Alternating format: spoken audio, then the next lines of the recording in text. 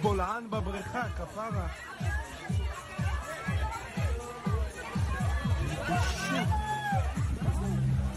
מישהו צילם את זה? מישהו צילם את זה? הטיקטוק צילם.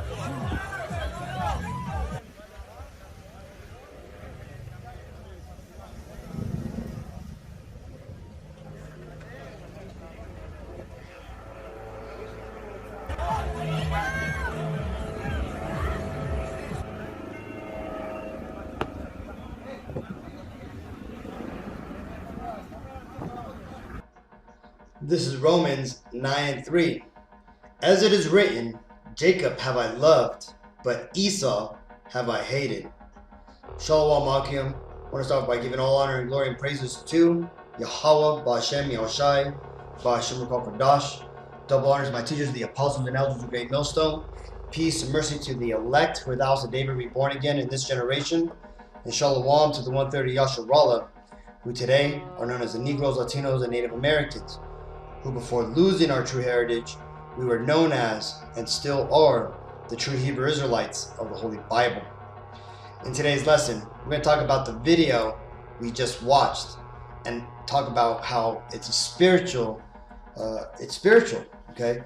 So let's go ahead and read this article title to, basically explain what we just watched. It says, body of man who fell into sinkhole under the pool found by rescue teams. Emergency services are concerned that more sinkholes could open. You see that? And where did this take place? In Jerusalem. Not in Jerusalem, but in Israel, right? The land of Israel, in Tel Aviv, right? Or Carmel Yosef, right? But it says Khalil Kamhi, a 32-year-old from Tel Aviv, was identified as the man killed when a sinkhole opened in a private pool in Carmel Yosef during a pool party on Thursday, pulling him in.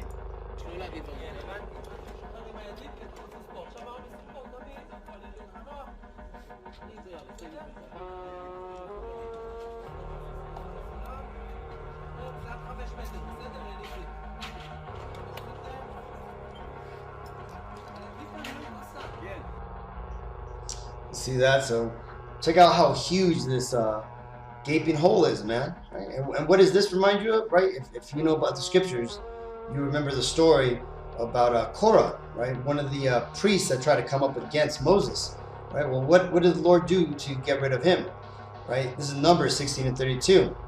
And the earth opened her mouth and swallowed them up, and their houses, and all the men that appertained unto Korah, and all their goods.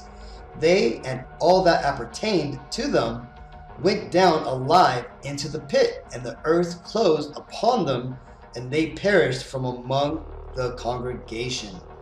Right? So you see that? So that shows you, man, that the Lord does use sinkholes, right, as punishments, man. Now, the scripture that I read earlier, Romans 9:13, shows you that the Lord, not only does he love us Israelites, but he hates Edomites, right? And who are these Israelis? Well, they are the most Edomites of the Edomites, okay? They are the top tribe of Edom, right? When you get into who these Edomites are, right? Let's go ahead and break this down, right?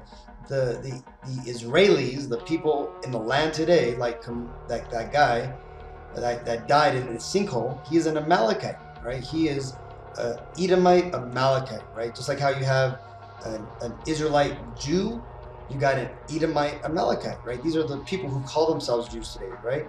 It says the so-called Jewish people of today are biblically known as the nation of Amalekites, who are the descendants of Amalek, the first grandson of Esau, which makes them the head tribe of the Edomites, right? And when you go to the Bible timeline, or the Bible family tree line, that, this is an excerpt, but basically you got Esau, who got with Ada, and they had a son called Eliphaz, right? Well, Eliphaz got with I think she was a concubine, right? They had Amalek, right? And from Amalek, the descendants, right, come these people, the people who refer to themselves as so-called Jews, but they're not. They're Edomites, right? And specifically, they are Amalekite Edomites, right? These are the people who the Lord ultimately would have war against, right? This is and what you've seen here, more likely was a strategic removal of one of these Amalekites by the Most High, right? Let's read this. This is Exodus 17 and 14. And the Lord said unto Moses, write this for a memorial in a book, and rehearse it in the ears of Joshua. For I will utterly put out the remembrance of Amalek from under heaven. And Moses built an altar, called the name of it Yahweh Nisi. For he said, because the Lord hath sworn that the Lord will have war with Amalek from generation to generation. And when you get into history, you see that these guys here, these Amalekites, they basically were behind some of the biggest, heinous, and just horrendous events that took place to us Israelites, us Negro, Latino, Native American, right? They funded the slave ships, they funded the American expeditions, they stole the heritage of the Southern Kingdom, the so-called Negroes, right? And I think they took a lot of the land from the Gadites and stuff, right, during the American conquest, right? Well, either way, like I said, the Lord ultimately would have this indignation with Amalek, and that he would carry out war against Amalek from generation to generation. That's why right here in Zechariah you have this scripture. This is Zechariah 9 and 6. And a bastard shall dwell in Ashdod, and I will cut off the pride of the Philistines, right? You see here, so this ultimately is talking about these Amalekites, right? Because Ashdod is Tel Aviv, modern day Tel Aviv, okay? And the reason why the Lord is referring to these Amalekites or these Edomites as bastards is because they got no physical, or they got no spiritual father, right? They're, the Lord isn't dealing with them, right? They're basically, they got, no dad, right? And the thing, or spiritual dad, that is, right? Their dad is Satan for the most part, man, right? Who said it? Let's find his name. This is Howard Wallace Rosenthal, right? An Amalekite. He says, most Jews do not like to admit it, but our God is Lucifer, and we are his chosen people, right? So you see that? And this is another reason, too, why the Lord hates Edom, right? This is spoken about in Ezekiel 36 and 2. Thus saith Yahweh, our power, because the enemy hath said against you, right, us Israelites, aha, even the ancient high places are ours in possession, right? And that's these Israelis over there in the land of Israel saying that that's their land and that God gave it to them, and that they have rights to it, right?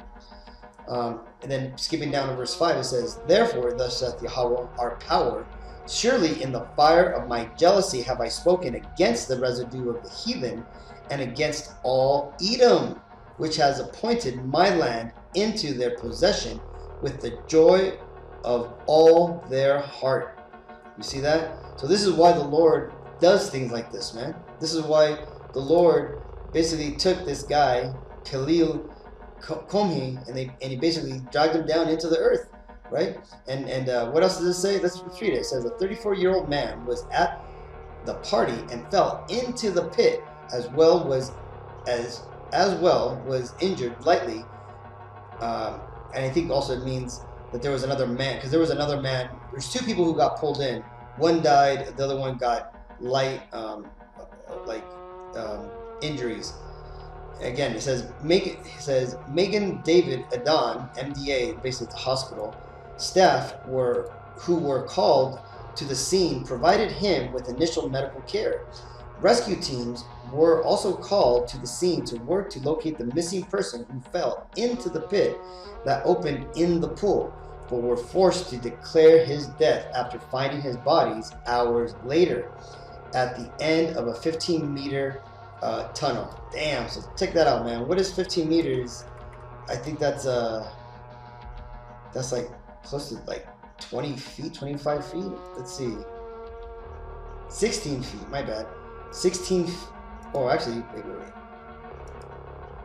Damn, 50 foot. So a 50-foot tunnel is what was underneath it, man. So that shows you, man, that's like a 4-story building right there, man. That's crazy. That's the judgment of the Lord is no jokes, people. See, the Lord is bringing judgment upon the earth, right?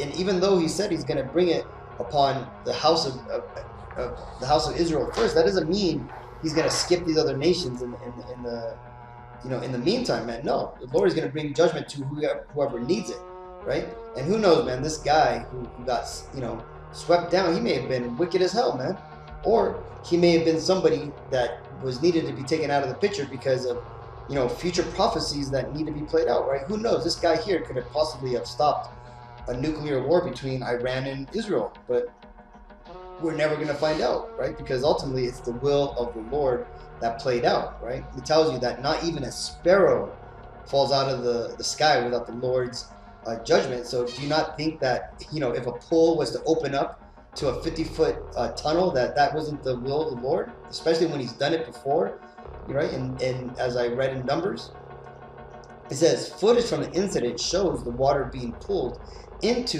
the gaping hole as the partygoers attempt to grasp onto something in order to not be sucked inside. The video also shows the inflatables that were in the pool being swept into the pit and disappearing. MDA paramedics Yuri Demary said, "This is a very unusual incident. When I got to the scene, I saw a pit that had opened at the bottom of the empty pool. People who were at the site told me that the pit opened suddenly, and within a few seconds, all the water of the pool was pulled in. A 34-year-old man who pulled himself out of the pit was sitting outside the pool, agitated. He suffered minor injuries to his head and limbs, and after medical treatment, we evacuated him to the hospital. The people who were at the scene know each other and reported to us that there is one person who is missing, and special forces of the fire brigade are currently working to locate and rescue him from the pit." And we all know that guy died, right? Because again, when he got pulled down, all that water came down on him, man, and his ass more likely drowned down there, man. So, man, imagine that. Man, this is why we say, man, it is time to get right with the Lord, man, because there's some crazy things coming, man, and ultimately, this is what Edom and these Amalekites have to look forward to, man. The Lord is gonna pretty soon open up a can of whip ass on them, man, and you're gonna start seeing a lot of them be swallowed up, not only by these sinkholes, but by just random divine judgment, man. Things that are gonna be seen, and people are gonna say like, "Yep, that was an act of the Lord that happened, man." Right? This is Exodus 17 and 16. "For he said, because the Lord hath sworn that Yahweh will have war with Amalek from generation to generation." So again, Akim, we are in a spiritual war right now, right? And though we do not see it, because again, the weapons for a silent war are silent themselves, right? These are things like propaganda, mental attacks, spiritual attacks. See, the Lord is also waging war and taking out people that need to be taken out, right? For the Lord's judgment and prophecies to play out. So I just wanted to report on this, Aki. I wanted to show that there's things happening in Israel, and even though right now we're focusing on grand schemes of things going on. Excuse me.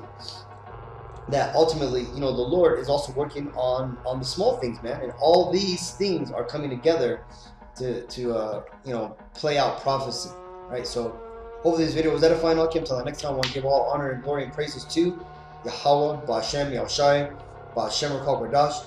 Double honors my teachers, the apostles and elders of Great Millstone. Peace and mercy to the elect. Shalom.